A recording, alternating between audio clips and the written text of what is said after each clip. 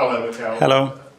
I know you've got a game to work towards and to talk about, but the most incredible night I've ever had at the Emirates. So, is it okay just to reflect on it for a couple of questions before we move to Brentford? You can try. What's the feeling around the place over the last few days? Great. It's been an unbelievable energy. Obviously, it was a very special night, as you mentioned. That's over. And now the full focus is on Brentford because it's a game that is going to require the best of us. I know it's over. I just wanted to ask you about Declan. Which of his free kicks was your favourite? Difficult. No, there are two different. The technique is very different in both of them. The range and the angles that he's got, both of them were excellent. So they helped us to win the game, which was the most important thing. Do you know which one was his favourite? No? And he takes the corners from that side usually, doesn't he?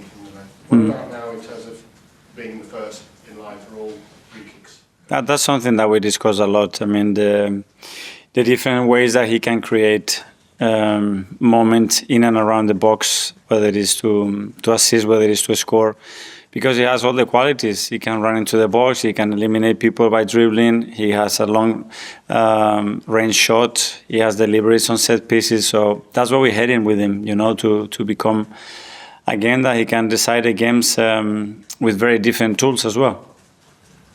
Your message before the game and the club's message was make it happen. That was the theme, wasn't it? And the players obviously did pick up on that, because I think Mikel just said to Declan before he took the first one, feel it, which is that theme, isn't it? Mm-hmm. Absolutely. I said to you guys the day before, it wasn't about believing, it's not enough. It's about that conviction, feeling it and making it real after. In order to do that, well, we had to do a lot of things right, like we have done all season, especially with the circumstances that we had. And it's continue with the same mindset. With Mikel, obviously, he won both the free kicks.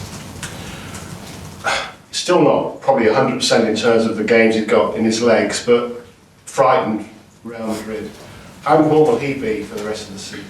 Very important. He gives us a level of threat, connection and unpredictability that probably no other player at the moment can provide it, especially with the connection that he has already built in and around the team. And he's had as well the power to leave the stadium, which is something incredible, because shifting the energy in the stadium is something really difficult to do, and a player is able to do that. That's a great addition, great quality to have. But not only a brilliant player, a brilliant character as well. I mean, he sat where you are on Monday and asked a difficult question about his contract, and big smile on his face, said he wants to win things in this badge. When you hear something like that, how inspirational is it for you? Very, I mean, so humble, so simple, very committed to the club. Obviously has very deep roots connected to this football club and with a lot of the people here. So I'm very glad to hear that he wants to stay with us and win with us. So how do you handle Brentford then? Because obviously it's only half time in the Champions League, that's for the future.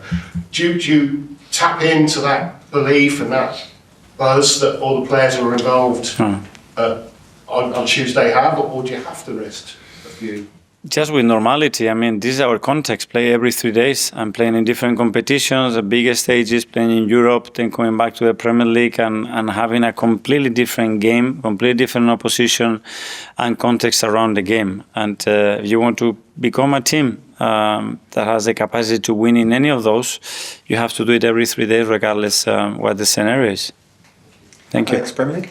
Yes. Hi. Mikel, how many days off did that win the team?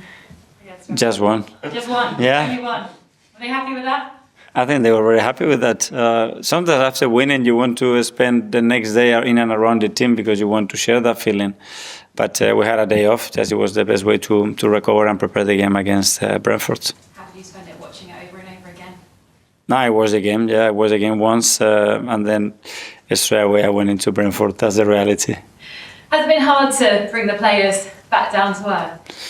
It's not about bringing them back, it's now maintaining that energy, you know, and that momentum and using it towards Brentford and the very difficult game that we're going to face today against a team that, when you look what they've done, it's just incredible, it's remarkable, it's a beautiful story. And they have earned it in the way they work, in the way they are organized, in the way they believe, in the way they play. So big credit to them, and it's going to be a really tough test for us. You might know already, but Thomas Frank was at the Emirates on Tuesday doing his homework. How much respect do you have for him as a manager? A lot. I mean, more than respect, probably is admiration. I think he's done it in a way. He's done it with a football club that everybody shares the vision, very clear identity, a club, a team that we can learn a lot from. Because the way they did it is very, very clever, in my opinion. And then the way he has sustained and evolved as well the model, really well timed, in my opinion. So look at the results that they had away from home in the last 6 matches as well. So we know what is going to require from us to beat them. Where do you think their main threat comes from, that Brentford team? That's the thing, that they have many. You know, they are really aggressive in the high press. If they turn the ball over there in transition, they are really good, really well organized. Obviously, when they go really deep, they have runners from deep as well to hurt you in that situation. Any restart of play can become a set piece, and they play from that, and they create a lot of chaos from that. So, yeah, you have to be very well prepared. Alex Peepsy. Hi, Mikel. Hi. Obviously, an amazing night at the Emirates the other night, beating Real Madrid 3-0. Is it your team's best ever performance under your management? How would you recreate that mentality over and over again? I understand, probably in terms of the impact he had worldwide and the context and the manner that we did it, probably the one that the people would talk the most, you know. But at the end, is another game for us, and is still a lot to do. And but I think it's great for us as a team as well to build this moment, those connections, and that history together. And slightly less semi-automated offside introduced in the Premier League this weekend. Is it a good thing they're coming in now? Yes, I mean, I think the Champions League is world. I mean, it facilitates the job of all of us and make the game more fair. Welcome. And you said it's your reality playing every 3 days. Before the Everton match, you rested five players before Real Madrid. Are you tempted to do a similar thing again this weekend? Well, we'll look at now at how the players have recovered, because not only about this game, it's about the schedule that we have in the next few weeks as well. So, yeah, whoever plays will be very competitive. Simon Standard. Mikel, can I just ask, obviously, Bukayo and Declan came off early in that Real Madrid game. Are they okay? I know you thought after the game they were. And also, is Ricardo pressing well enough to maybe make this weekend or even the second leg? Yeah, so with Declan and Bukayo, they are both fit. So it was just a matter of 2 kicks and they recovered well. So they are available for tomorrow. And Ricky's progressing really well. I think to give you a timeline difficult because he needs to step up, especially having more people around and how Dani reacts after that. But he's in a good place, I think. Just when we've spoken a lot, how you've got lots of different things you want to do this summer. I just wonder with Ethan and Miles and their futures, how important that ranks on your list of priorities. Obviously, they've got another year left, but also speak a lot about rewarding players, what they've done, and they've progressed a lot. So how key is it to tie them down? For sure. I mean, if we have to put energy, the most energy we have to put is making sure that the players that we have with us are happy, they feel valued, they feel very much part of what we are doing, they feel important.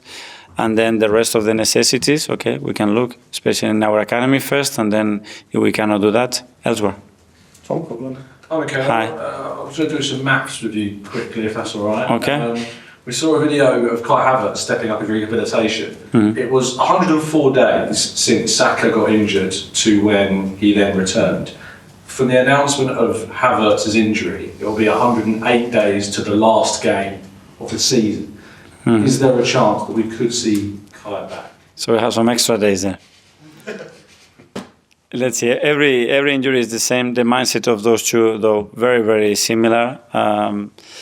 Great injury history, great work ethic, desperate to get back playing as quick as possible, and great medical staff as well to look after them. So hopefully we can have him, but let's wait. I think once you get to the last stage of that rehab is when you can understand better how close or far you are to make that next step. And Simon mentioned about how you want to make players like Miles and Ethan feel important. Ethan played a lot while Saka was missing and Martinelli was missing as well. With them coming back, he's obviously playing less. How has he dealt with that kind of sudden loads of exposure to minutes and all of a sudden less exposure to minutes? Well, Miles has played a lot and Ethan has played a lot. I think he started a few days ago against Everton away. I mean, this is the Premier League and we are talking about 17, 18-year-old kids that never played professional football playing that much football. And I'm very happy because they deserve it and they will continue to play. Awesome. Sorry this seems random, but Jose Mourinho's come up a few times in this room, like the way he comes across in press conferences. And I was wondering if you were aware of one phrase he used a few years back called football heritage. Yes. Heard it. And I was just wondering what your thoughts on that were, because it feels like Arsenal, in terms of Europe and where they are starting to build kind of their own kind of heritage, get into the quarterfinals from back-to-back years. And where do you feel kind of that journey's going?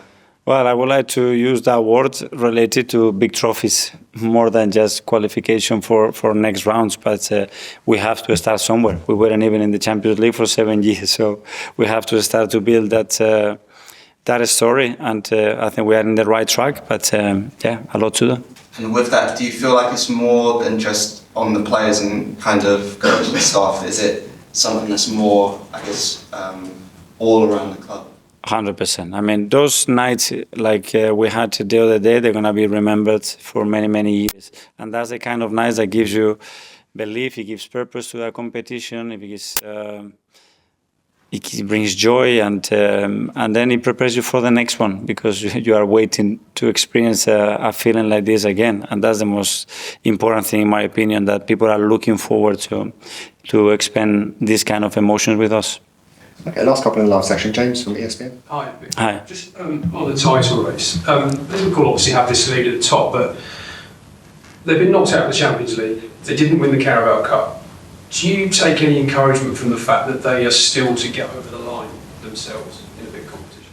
Yeah, I mean, it's a really, really long Premier League season, and we all played a lot of matches, and we know how competitive and the margins that most teams win every week, which is by 1 goal. So that means that there is always a chance, but again, it's certainly not in our hands. We have to do is win our full matches, be better in the opposition, and wait what happens. But we want to be there for sure. And just on Declan, I remember when he started taking corners, you said at the time you identified that as something a while back. Now he's started banging free kicks as well. I mean, is he surprised even you with the evolution in his game? I mean, how different a player is he now from the one you signed in 23? Yes, I mean, I think we bought a player that, it was already made, it was obviously we pay the money that we pay for that reason. But that doesn't mean that we're going to put a ceiling into him, because we believe that it was a lot of part of his game to develop, a lot of understanding about the game as well to develop. And then it's about him really believing in and taking initiative to do it, because he can do it. I mean, he needs to score more headers, he needs to score more goals, more tap-ins, he needs to score more goals outside the box, and he's able to do that. So he needs to be adding those qualities because he's got them in the locker. The fans sing that you got him half price. I don't think so. Okay, finally, live to. Hi, Mikel. Just a quick one. In Madrid, they are starting to talk and to think about La Remontada, a possible comeback. What are your thoughts and Arsenal thoughts about that? We have to be focused in what we can do, what we control, and when the time comes, prepare the game, because we know what to expect. And then again, we're going to have to earn it, step up again, and be even better than we were in the first game.